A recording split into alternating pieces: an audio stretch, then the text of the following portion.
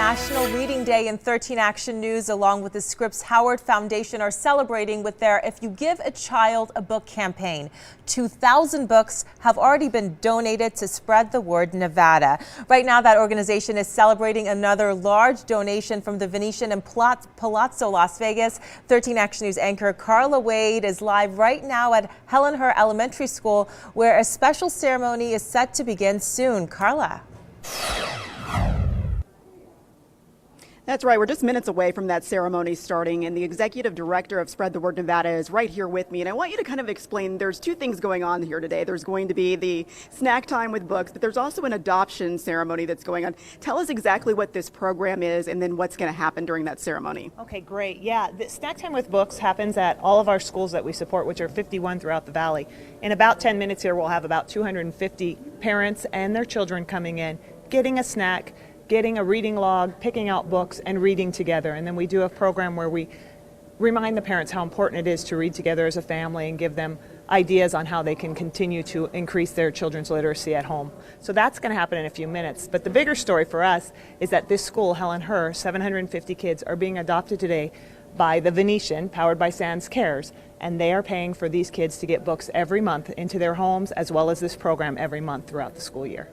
Thank you so much. We appreciate you joining us. And one of the things we're going to talk to you about throughout the newscast today is how reading just changes the worlds and the lives of so many people, particularly when they're young people. And some of my 13 Action News colleagues are talking about that. And we're going to start with Todd Quinones and his experiences on how he says that reading just opened up his imagination.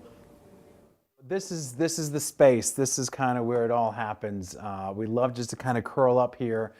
Hang out. He twirls upon his bumpy track. I mean, for me, reading was the gateway. Reading a book, that was what opened up my imagination. That's what told me all these things that I've never seen before or experienced. They were possible. They were real. Down in the big construction site, the sun has set, the work is done. It's time for trucks to end their fun. And I've taken that love of reading, and now I get essentially paid in a lot of ways to read, which is great. Shh. Good night, cement mixer. Good night. Great work today. Now, shh. Good night. This is one of his favorites right here. This is a good night construction site. This is awesome, especially for a little boy, taking him through the images here and the storyline. We read it to him a couple times a day. Spinning, churning all day long, cement mixer sings his whirly song. And it's sort of fun to watch that progression where one book is his favorite, he reads that over and over again, or wants that read to him, and then that'll change. Scooping gravel, dirt, and sand, excavator shapes the land. A few more holes to dig and soon. I mean, this is now our second bookcase, I think, and this is already broken by all the books that we keep stuffing in it. And that's sort of the challenge, I think, as a parent, is to sort of keep up with his need and his desire to read. Construction site all tucked in tight. The day is done, turn off the light. Great work today. Now, shh, good night. The end.